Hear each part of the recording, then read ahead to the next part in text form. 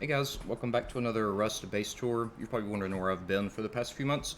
I've been playing New World, Amazon's new MMO. Had a lot of fun with it. I'm kind of done with it now, but it was a really fun game while I enjoyed it. Also been playing what I like to call real life Rust, which is trees have fallen in my backyard and I have to use chainsaws and axes and things just like in Rust to be a man and take care of that, and is extraordinarily time consuming. But I'm back for a base tour this swipe, and here we go. So you can see that this is my base. It has a garage door here for my mini copter, and it has a piano here. And there's an this isn't my base. This isn't my main base. Here's my main base. See, it has that's not my base. That's my neighbor Daniel base. But okay, fine. Here is my base. No, that's actually not it either. That's Alex's base. Here is my base. Had a lot of fun with this one this swipe. It's kind of paying respect to the movie Coco, if you've seen that. I don't want to put any spoilers in here, but if you haven't seen that movie, watch it. It's visually stunning and has a great message behind it too, like a lot of those animated movies nowadays. I got a late start this wipe.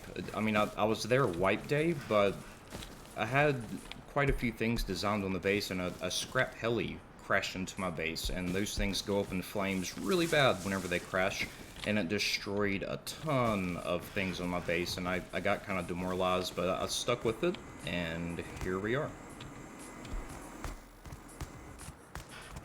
I do apologize for the frame rate. This wipe, it's there's some big bases around here, a lot of RP bases, and they do kill the frame rate.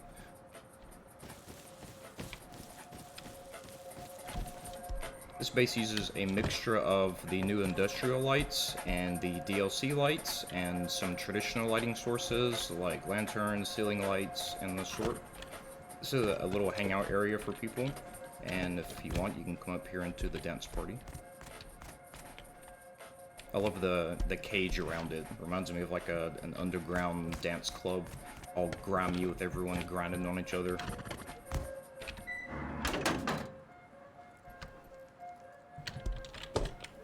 A lot of people ask in my videos, is there a tutorial for how you built this? Or is there a blueprint or a schematic? Like, where do you even start? And the answer is no. It's whenever I build my bases, I always want them to have a unique visual flair to them. I want them to be strong. I don't want them to just look cool. I want them to be strong also. And usually I start with just like a basic 2x1 design or a 2x2 design and go from there. Like, for example, this base actually started with Evil Wars Thrifty Scott base as a starter, and then I expanded upon it. Sometimes you have to take down walls or bust things open to expand, but it's important to secure yourself in the beginning of the wipe just so you can start learning blueprints. And it does take me a while to get started on a base like this. It takes me a while to farm up the resources, to get all the blueprints going, because a lot of this stuff isn't default. The lighting effect on the inside of the base is so cool here with all the neon everywhere. I learned a lot about Rust lighting in this update, this wipe cycle. How to bleed light through walls and things like that. This is the electrical area. I'm gonna show you my power plant now. It's insane.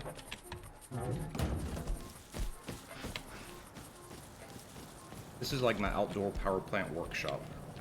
I tried to model it after how a real post-apocalyptic hangout area would look, like a workout shop, a community village place where you can come to repair things, build things, and trade and such. Sometimes you have to stay the night if you drink a little bit too much. All these batteries you see are functional. They're all actually being used and taken in power. There's batteries everywhere, but they're not just decorative. They are being used. And they're being sourced by my solar array. Yes, all of these solar panels are being used. They put out about 1,000 power and that's charging multiple batteries, and this base does use about 1,000 power, so it's... some people have asked me why not use windmills, the wind turbines instead, and I just feel like the solar panels are easier to manage. The wind turbines, if you don't put them like 8 stories tall, they're not putting out the maximum amount of power. Then you have to have upkeep for the towers, and they're annoying to set up. You have to ladder up if you have to change anything. You have to run the cable. It's just, solar panels are easier to just, you know, set it and forget it and start reaping the benefits. And plus, if you have, you know, 8 to 10 solar panels, that's going to be the equivalent of a windmill. And if you run launch or have a way to get tech trash easy, that's not a big deal. Or you can just buy them from scrap at the outpost. My little trade window area. I'd like to thank all the players of Swipe, like Alec and Daniel, that helped me get the things that I need, help get blueprints, help trade for resources that I need, and things like that. Also like to thank Secret Hank Hill, a friend of mine, for providing the chippy machines. He logged on and gave me some chippy machines to help with the RP aspect of the base. I do have auto turrets as usual. They're all in Peacekeeper mode behind these fences, so if people are going to come over here and show their ass, they're going to get shot.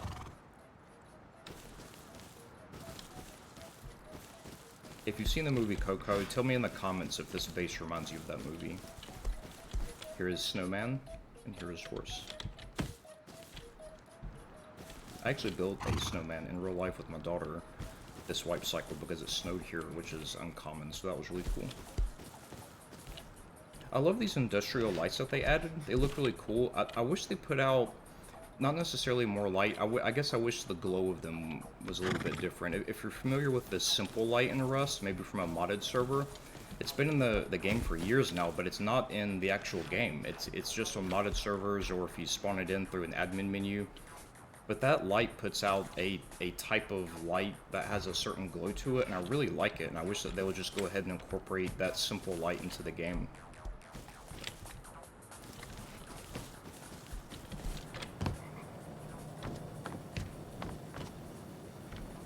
Again, whenever I build my bases, they are super iterative. I had someone come by this wipe and say, I want to build bases like yours, but I don't know where to start. Like, how do you ever get to this point? And the way I do that is, it's through iterations. You set down one thing, you set down another thing, you add one thing. If it doesn't look right, take it down, try something else.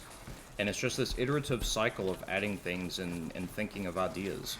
I also go around to other people's bases and see what they're doing. See, if I see something that has a unique visual flair to it, sometimes it's even accidental.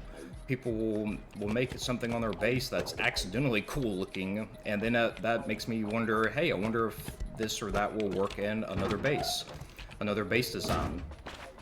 And oftentimes it results in being able to make really cool things like, and this actually was an accident that I saw that gave me the idea for this, but the dangling lights, the dangling cords here, things like that. I saw someone who had anchored their wire the wrong way, and it gave me the idea of setting up twig and then using the twig to draw the dangling wires on it. And as long as the anchor point is not on the twig, you can break the twig down and it stays. And it gives this really cool, messy, post-apocalyptic, we did the best we can look. Same thing with the Christmas lights. You see the Christmas lights, I have them dangling here. You can't do that normally in the game. You have to put twig up, you have to anchor it somewhere else, and then draw on the twig, and it gives a look to the game, and a look to bases like these that you probably haven't seen very often.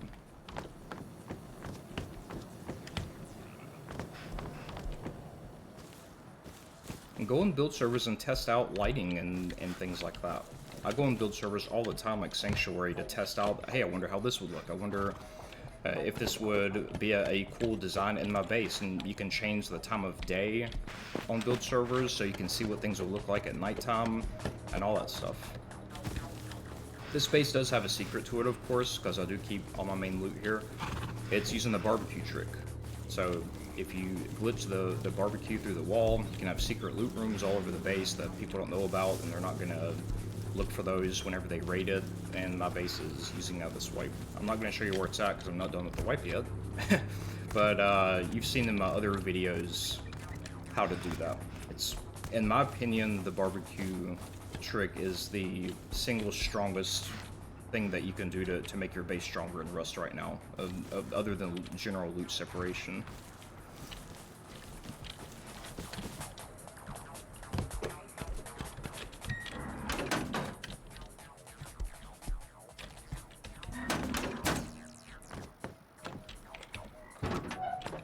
More loot storage in here.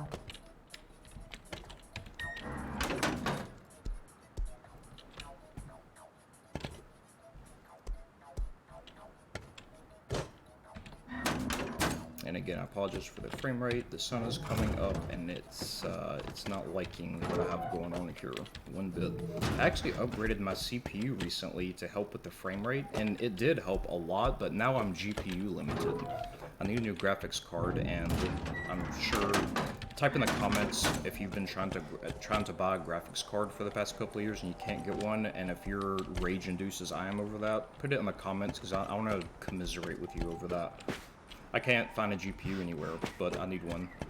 If you're wondering, I have a Ryzen 5600 CPU and a GTX 1070 graphics card. I will show you very quickly one trick with my furnace base over here. If you don't have floor grills to make a large furnace, you can use this trick that I saw on Odawa's channel first about how to encapsulate a large furnace all the way inside a base without using floor grills. Just build a 2x2 with honeycomb, put walls around it, and then put the roof triangles around the top instead of regular roofs, and set the furnace down, then put the roofs up, and it'll encapsulate it without having the floor grills. I didn't spend a lot of time on my furnace base this wipe because I built it out of necessity just a few days ago. I needed metal frags bad, and I found a good mining area, and I just couldn't cook fast enough, so that's why I built that base. This is the roasting area. I'd like to give a rest in peace to Coffee, my thoroughbred, who I let starve to death. Spawned into my base the other day, and I heard flies buzzing, and I ran out, and there he was. I let him starve. I mean, I chopped him up because it's Rust, but still, it was sad. So, paying respects to Coffee. This horse's name is actually Pom Pom. My daughter named him. So this is if YouTube viewers meet Pom Pom. Okay. Sunlight is up. I hope you guys really enjoyed the base tour this wipe, and I'll see you guys next time.